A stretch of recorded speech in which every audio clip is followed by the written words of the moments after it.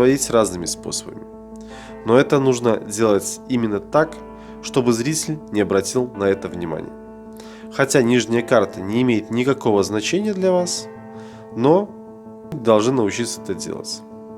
Итак, давайте запомним карту даму пик. Она будет у нас основной в этом трюке, чтобы мы могли продолжить разборку.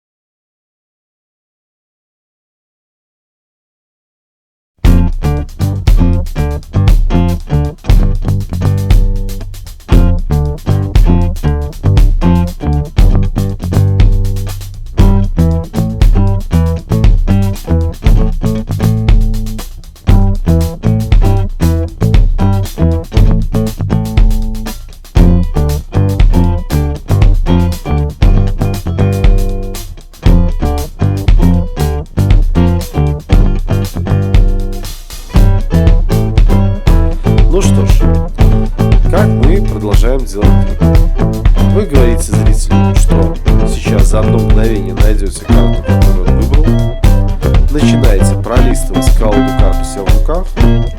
Вот так вот показывать, как на том моменте делал я, карты не нужно. Но вам необходимо найти нашу заветную карту.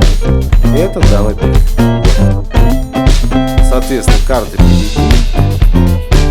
Это и есть карта, которую выбрал зритель, а именно валет. Вам необходимо научиться запоминать карту валет.